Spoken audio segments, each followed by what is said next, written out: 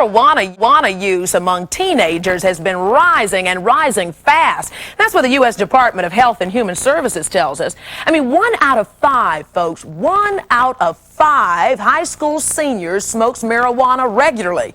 And what can a frustrated parent say about it, especially when half of them spent their youth wearing tie-dye and puffing on pot? Many of us remember this public service announcement.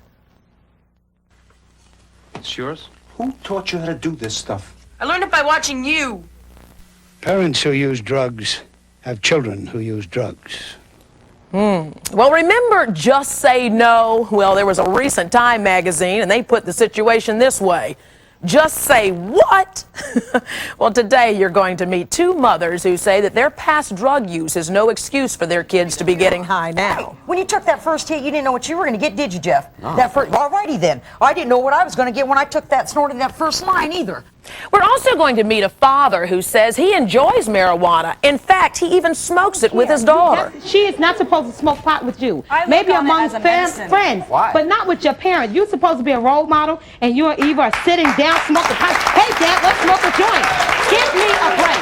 But first, I'd like you to meet 3 young people who not only admit they smoke marijuana, they say they see nothing wrong with it. I want you to welcome Jeff, Martin, and Eva, who are going to teach us a little bit from the other side here today. Welcome, young folks. How are you?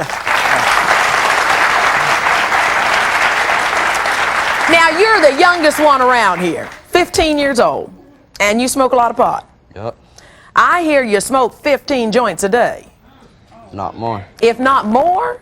How do you function when you smoke that much pot? It's not hard.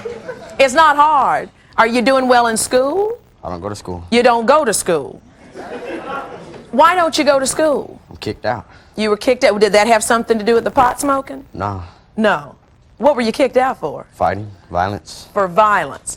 Why do you smoke that much pot? There's nothing wrong with these.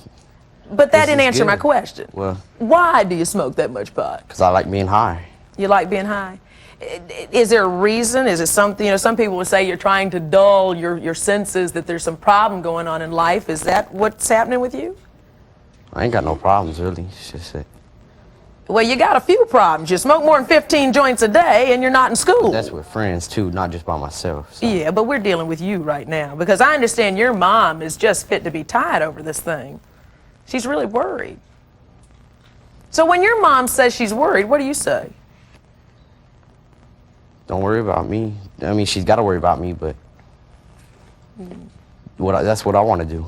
I mean, she's not the one being high, it's me. If I want to be high, it's my problem. It's my life. If I want to mess it up, that's my choice. And you want to mess it up? It's not me wanting to mess it up. It's just I like what I do. Martin, you're 20 years old. You say you have no intention of stopping smoking pot.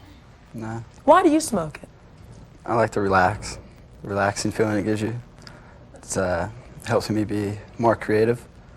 Mm-hmm. And how much do you smoke? You smoke as much as Jeff over here?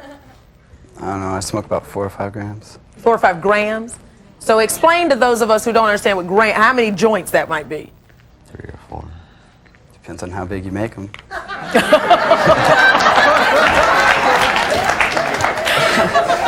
Has it caused you any problems? Because your mom's concerned too, Marty, and she's really concerned. She's afraid that your future is going to be ruined. She's afraid you're going to get in lots of trouble. And when mom comes in and goes, "There you go again, I can smell it in the house," you say what to her?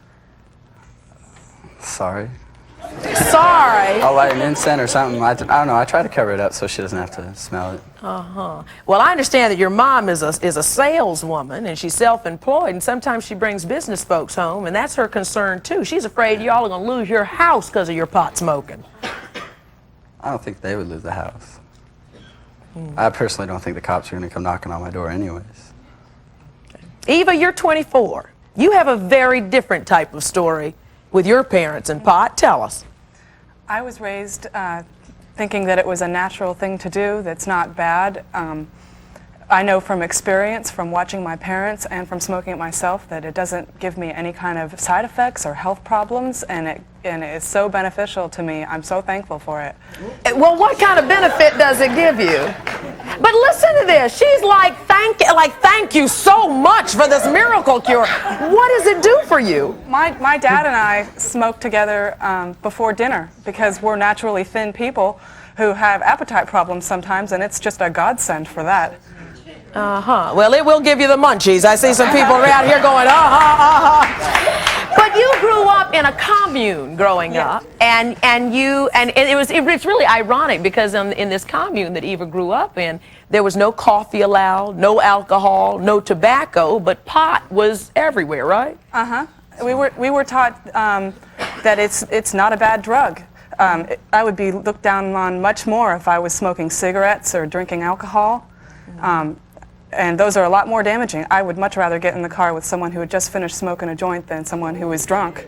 Wait a minute, somebody over here, stand up. What are you thinking? Because I want to know what the people in the audience are thinking. Yes, sir. Hello. I'm not saying that I smoke pot a lot, but I'm saying when you smoke pot, I've been behind the wheel when smoking pot, and you lose your reflexes. You do things extra slow. If there's another car coming at you, you can't react as quickly. You could be in an accident just as much as you were drunk, just as you were coked up or whatever.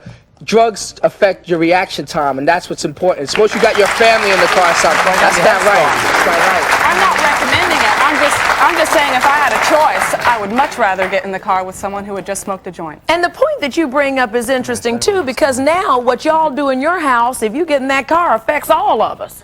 You know, we never know what's going to happen here. Well, we're going to meet the parents of these young folks when we come back and find out just how worried they are or just how worried they should be. Yes, folks, today we're going to talk to kids who say, my mom got high, why can't I? Much more to these stories today on Rolonda.